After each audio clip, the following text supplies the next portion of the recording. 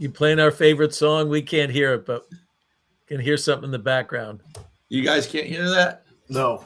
No. What is let me Long check as my as settings. long as the listeners can hear it. Well, they should be.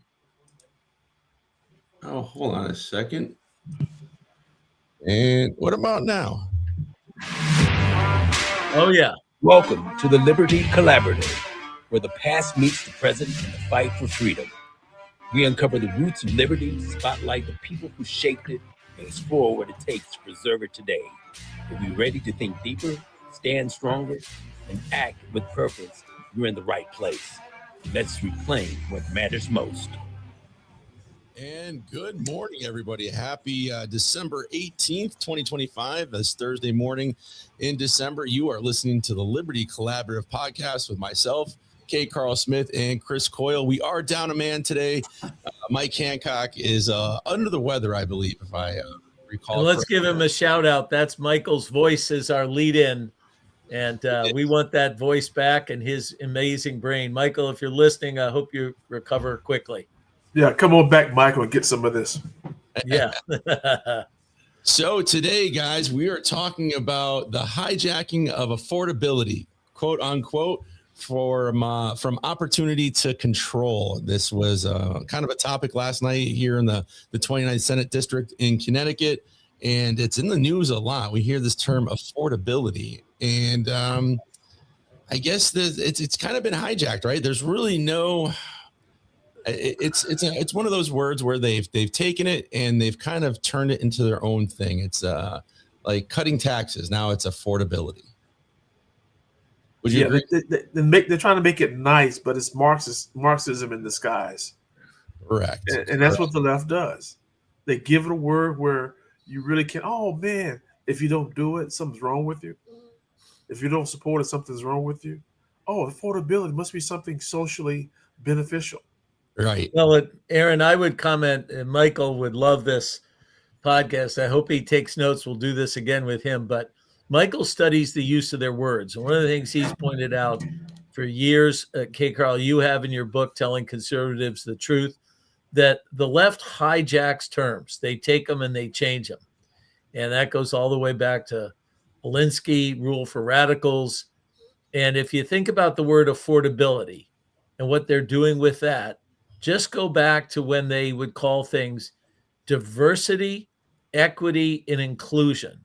So that sounded good, but really what it was discrimination. So under the guise of DEI, they said, well, the Asians are too damn smart. We can't let those people into Harvard. We got to let some other people in, right? And so you look at affordability, guys, to me, it's a wedge, another societal divisive wedge scheme by certain people who want to control power. And think about it for a minute. I know we're going to get it. What does affordability mean, and to who does it mean something? What's affordable to someone in one part of the country versus another at a various level of education, income? I mean, what is affordability, and who promises it? Who measures it? Yeah. Sound like to me affordability means free. But somebody has to pay. Right. Yeah. And that's a good point, because this was brought up last night. We were talking about this recent bill here in Connecticut that's been passed. And to make housing affordable, because we're one of the most expensive states to live in, you have to have subsidies from the government. Well, where does the government get its monies from to have those subsidies? My pocket, your pocket, everybody that's watching the replay after this ends live, it's coming out of your pocket. So this whole idea of affordability is, like you say, K. Carl, it's really just, kind of like what they want to do in New York. Just give everything away for free now. That's the problem. What the government would do, not only take it out of our pocket, they'll just go print more money. Right. Yeah. And that's another problem. Well, and we want to make sure the listeners understand that we get it. It is virtually impossible. It's very hard for even two income families to afford a starter home in most places in the country. My son and his wife in the Seattle area, they just can't afford to buy a starter home. And they both have good jobs, good income. My son's got multiple jobs. So we hear you. The thing I think, guys, that we're exploring is this idea that the government is going to come to your rescue somehow magically. I'm fighting for you. And if you think about it, because the Democrats realized their last platform that included various virtue signaling, they've gotten the feedback that doesn't work so well. So now it is the New Deal. I don't know, Aaron, exactly, or K. Carl, but they're playing around with this sort of economic New Deal where we're going to make it. And Trump started to talk about affordability, but look at all the factors that affect what is or is not affordable and why it may be right now more expensive than, say, 10 years ago, or certainly, guys, when we bought our homes. So there is an issue out there. The question is the proper role of government, I think. Yeah, I agree with that. I think that's a fair statement to make, Chris. What about you, K. Carl? Well, I agree, and you all are there. I have not seen that happen so much here in Alabama, but I guess they tested out on folks in Connecticut when it hits the other part of the country. So, Yeah, so you are the guinea pigs here. We're between Illinois, New York, New Jersey, and probably San Francisco and LA. We're in that bubble of sort of the societal experimental stuff. Okay, Carl and the listeners, I ran numbers by people because we try and point out historically that the government often creates problems and then rushes in to claim they're going to solve the problem they created. Right. Of course, you remember the famous HUD, Housing and Urban Development. They tore all those down. People didn't want to live there. And you remember the New Deal, FDR. They tried to do various things, and farmers were paid not to plant fields, right? So the government's been trying to intervene in supply and demand for decades, and it all works out terribly. But, okay, Carl, just listeners, two examples from Connecticut. About a year ago, maybe more than a year ago, they stuck in the utility bills, hid it, right? They didn't call it a tax. They called it some sort of thing. What is it, Aaron? It's kind of other charges. Right. Essentially, it's a tax that goes into a fund where the government gives the money to windmill builders and electric. So it's their way of saying, we're going to choose these technologies and you're going to pay. We now have the most expensive electricity pretty much in continental US. Hawaii's a little higher. Now, guess what they're offering now in the winter? Heating bill assistance program. So make your electricity, your utilities the most expensive in the country, and then come in and say, I can help you by giving you a subsidy. If that's not just government control. It doesn't work, because you said something that really hit me. Government comes in, create the problem, come back and say, we can solve the problem, but we need more money. Yeah. By the way, your money. That's right.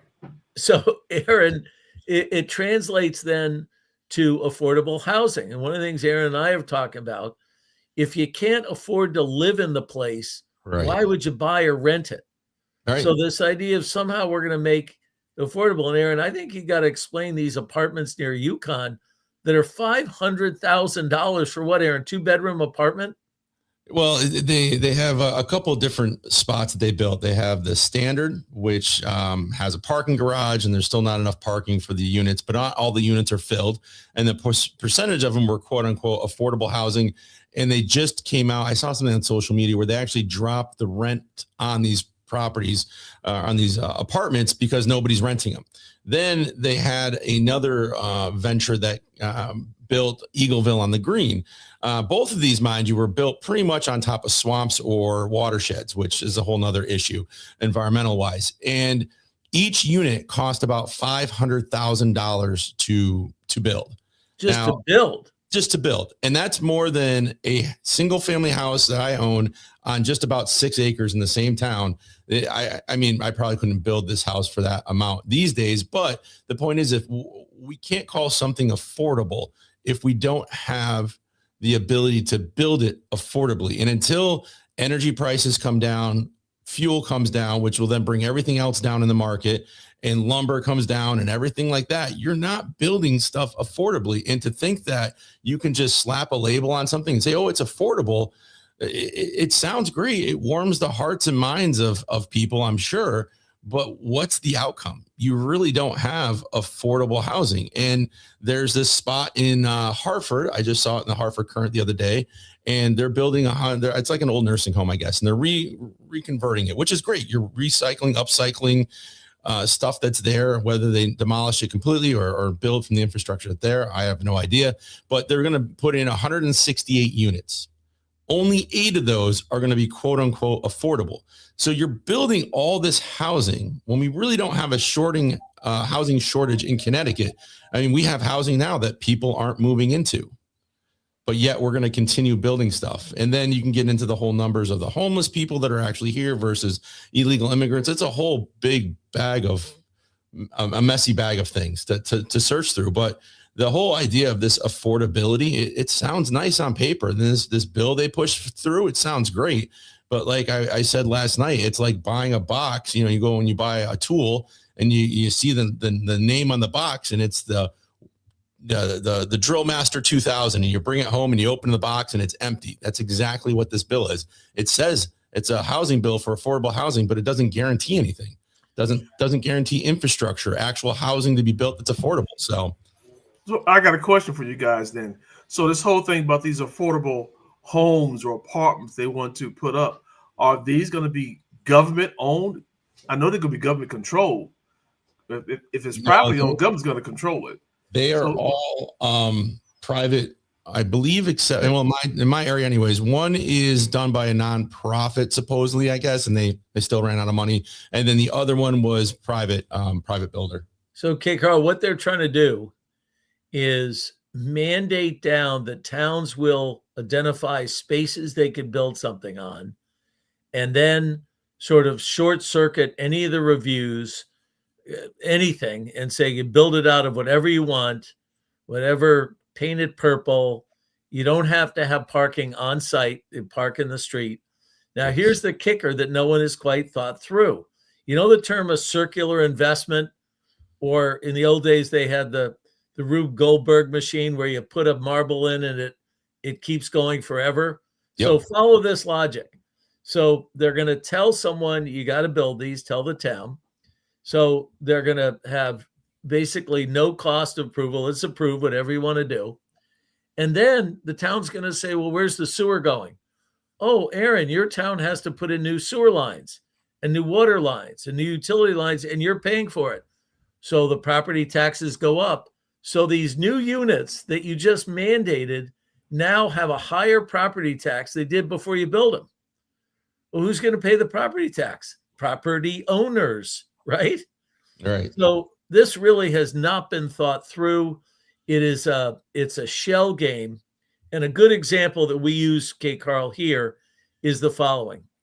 You got about 3,500 estimate of people that are unhoused. Of that, there's an estimate we learned last night, about 200 truly people on the street. 200.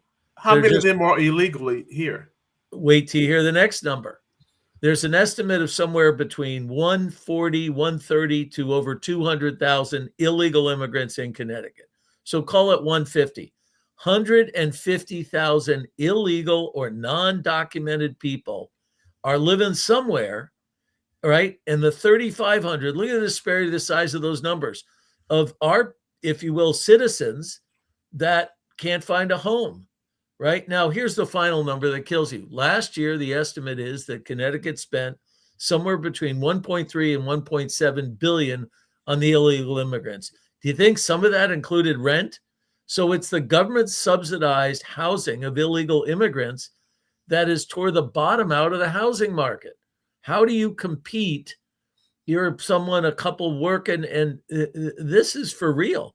They've got 2 jobs. They're working at McDonald's, Starbucks. They're doing a night shift on a phone bank at a data center. They're working extremely hard. They can't compete with government subsidized free housing for 150,000 illegal immigrants. So they create the problem and then rush in and say, you're not sensitive if you don't pay for us to solve the problem, never pointing out they created the problem. That's getting close to fascism. Yeah. A little bit. Now, Chris, I did a quick search. I asked my DuckDuckGo what the average rent is in Connecticut, because I haven't been in real estate. I gave my license up a bunch of years ago now, so I don't really follow the markets as much. So a one bedroom, a studio apartment here in Connecticut is around just over $1,400. A one bedroom is $1,600 on average. A two bedroom, $1,900. A three bedroom, $2,300. And a four bedroom is just over $6,400 a month. That doesn't include electricity. It doesn't include your cable, your streaming services, or your internet. And it says the average rent for all property types has seen fluctuation, with a recent average of $2,119 for apartments. Now, here's the thing I don't know if I got to look into this more if I agree with it, but it says Connecticut's average rent is about 2.57% lower than the national average, which stands at approximately $2,000. So if we're already 2.7% lower, then why are we having such a hard time filling all these vacant apartments that we have, and why are we continuing to building more if the demand isn't there? Well, they got to bring more across the border. Let them come. Yeah, That's how these fill these places up. That's concerning because, again, what I'm hearing is I don't like the government involved in being a solution provider. They should monitor the private sector by coming up with solutions and to get it done. I don't like when the government comes up with solutions, then mandate it and force it down our throat. Yeah, especially private properties. We said at this session last night, for people listening, we are going to roll this out in the first quarter, January, February, March, all around Connecticut. What was it, Aaron? Your property, their rules. Yeah, I will tell you that in a second. Yeah. So, but what we point out, K. Carl, is this idea that you vote for people who say, I'm going to take care of you. I'm going to take more of their money and give it to you. And we're seeing this. There's a guy running, looks like he's going to run against Lamont, Democrats, a guy named Josh Elliott, I think his name is. And all his marketing stuff is Lamont has generational wealth and they're wealthy. So now they're eating their own. We always predict this, right? And they're saying, we got to take from these people and get them. So they're back to the fair share argument. Yeah. So the people who might be inclined to listen to that, just look at a pay stub if you're working and you're not self-employed, and look at what they're already taking out, near the most expensive in the country. So when are they going to get to you and call you not taking your fair share? So this idea that we're going to go after the rich and give it to the poor, boy, it's an old card, but they're playing it again.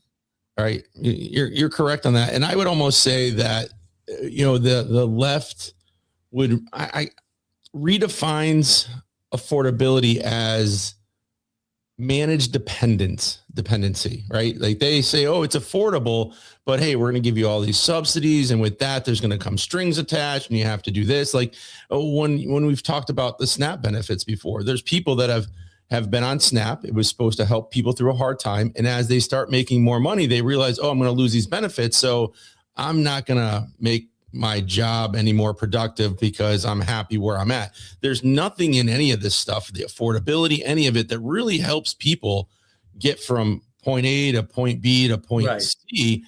And, look at all the money, like you said, that they spent on illegal immigrants here in Connecticut. How much of that, like you said last night, could have been used to help with first down home, homeowner payments, help with some type of work improvement, and help educate people. Maybe they get some out of that minimum wage job or working two minimum wage jobs to one job that, gives them $20,000, $30,000 more a year. Unfortunately, the government as it sits uses the term affordability, but they want to keep everybody dependent on the state and not have that, life, liberty, and pursuit of happiness type thing. They just want you, fat, dumb, and lazy and not to do anything. Aaron, to your point, Kate Carl, with your great leadership and instruction over the last few years, some of the things that I recall that I particularly like that you've explained and I've read is one, Frederick Douglass's quote about leave us alone.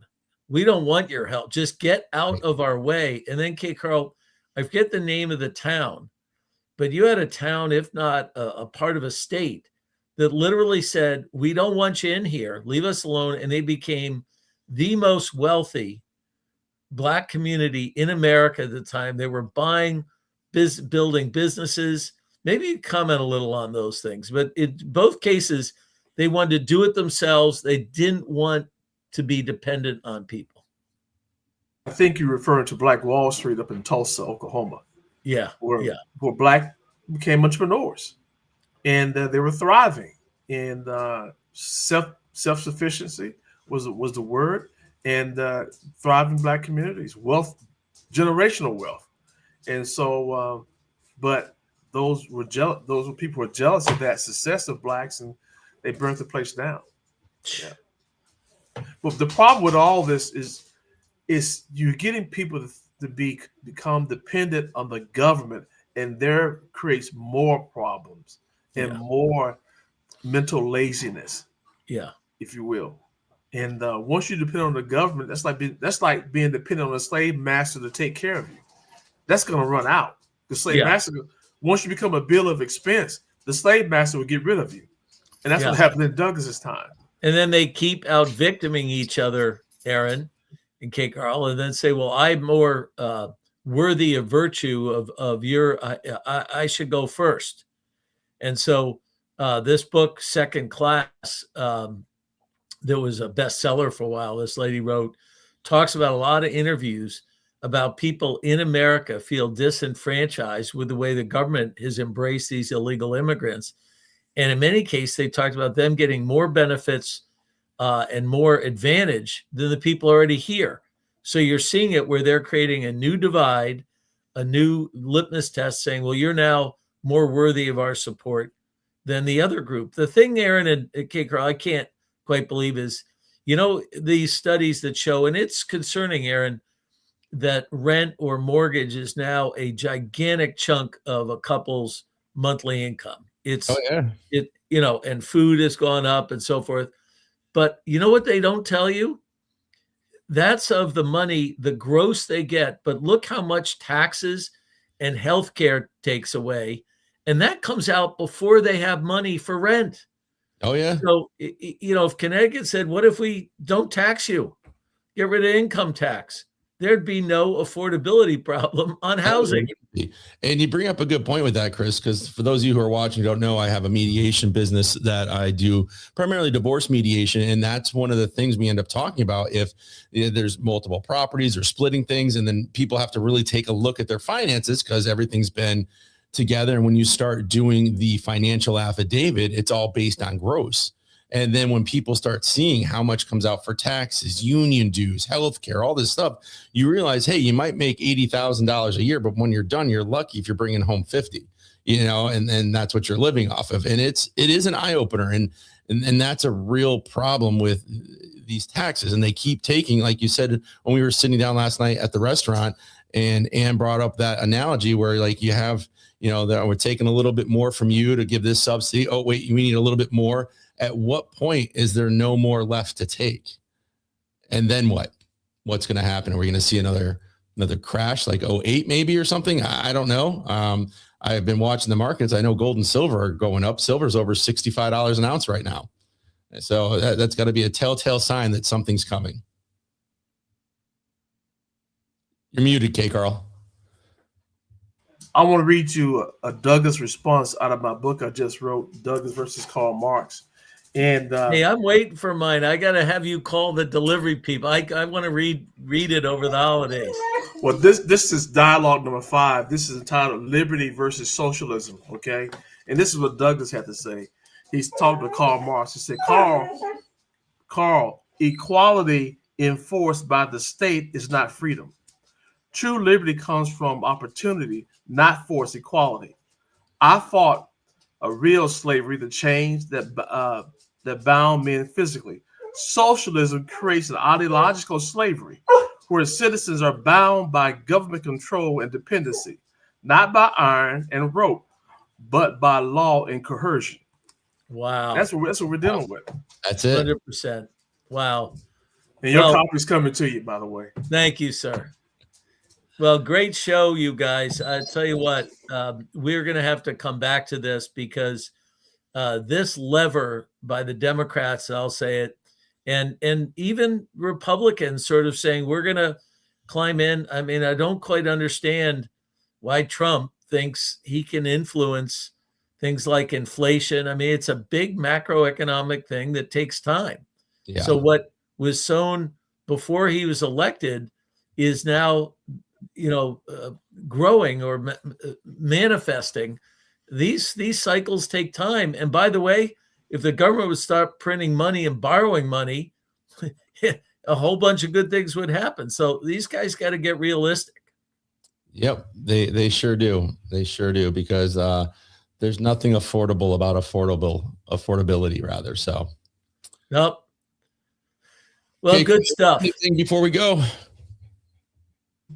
Well, actually, we wish everyone Merry Christmas, Happy Holidays, and I guess we'll be back the first week of the new year, right? So we'll be off for a couple weeks. Yep, we're going to take a little break. We'll be off, but feel free to go over to the YouTube page or the Substack. Oh, I forgot. I didn't put that out there. How come you guys didn't tell me the banners weren't running?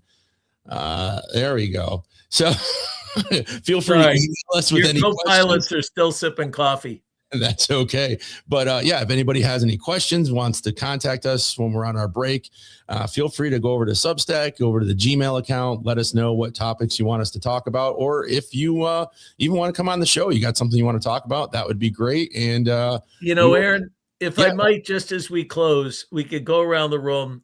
I want to help people with their family gatherings. So, Carl, I'll start. You've got some great advice.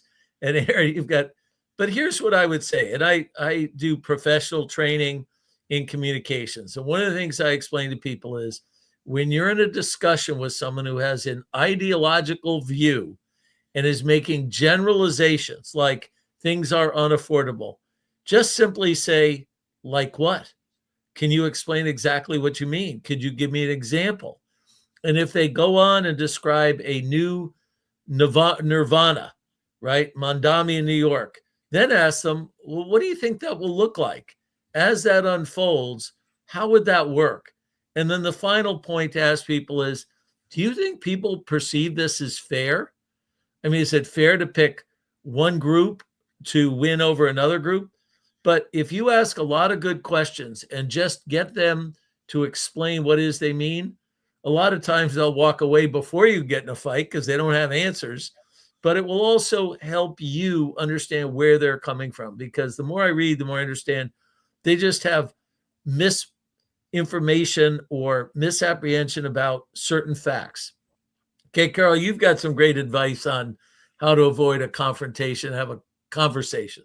And that's kind of I don't want to get long-winded, but I would say the best thing to do is come to the website, get a copy of the book, Douglass versus Marx. It's all in there, the talking points, everything. Douglass versus Marx. You can get it on Amazon, by the way. Just go type in Douglass versus Douglass versus Marx on Amazon. It's there on ebook and hardcover. Well, and even though he's not here, Aaron, I'll give a plug for Michael. This is Mike Hancock's new book. So I'd suggest you get K. Carl's book and this one, and great Christmas presents, great Christmas reading.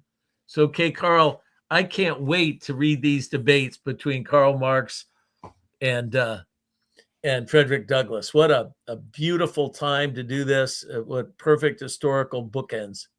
Yeah, absolutely. I got to get my books ordered. That's what I should. Alyssa asked me, what do you want for Christmas? And I said, I don't really want anything this year. I don't know why I didn't say those 2 books. I'll have to tell her when she gets home from work today. Hey, here's the 2 books I want. There you go. For Christmas. But one thing that I would say is, and this is something I think, Chris, you and I talked about the other day about some other speakers, and I've never heard the yes and. Instead of saying but, so if you're in a disagreement with somebody, instead of saying but, which kind of negates everything. Big eraser. Yeah. You want to say yes and then go into explaining why you think something is the way it is. And I'm going to try that at our Christmas party coming up, and then our family Christmas dinner, which should be fun. I like to test things out in the family to see if they catch on, like mirroring. I love to do the mirroring with the family, and then eventually they'll catch on. So, yeah, that mirroring technique, you guys, of saying to someone, repeating back what they said, making sure they understand they're heard. And then, the chance we get for people to really articulate, however they might do it, what they think Why do they support Mondami? Why, why don't they like Trump's policy? Why are they against? What do they think about tariffs? We can learn so much in listening to others on where they got their information, what they think is right or wrong. And they may or may not be open to a point of view that corrects. Someone said that facts are not knowledge or belief. So people have beliefs like they're all white swans until a black swan, right? So belief is not knowledge. And what we're running into is people believe things and call them my facts. But when you point out, well, it's not knowledge, it really isn't a fact, then they feel defensive. So we got to remember, these people believe this to be true. It doesn't make it true. Good The point. suggestion in our next broadcast, maybe we need to talk about this so they can start the year off right, being equipped I like and that. empowered on how to have conversations, not confrontations with people, and become a better message of liberty. Let's do that. Our kickoff Yes. 2026 show. Yeah, we'll do a little role playing. I think that could be fun. Yeah. Let's do it. Because Effective listening and messaging in navigating in tough times. All Tough right. conversation.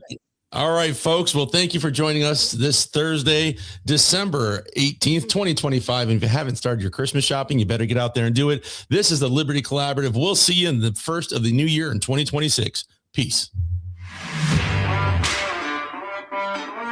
Thanks for joining us on the Liberty Collaborative. If today's episode lit a fire or gave you clarity, share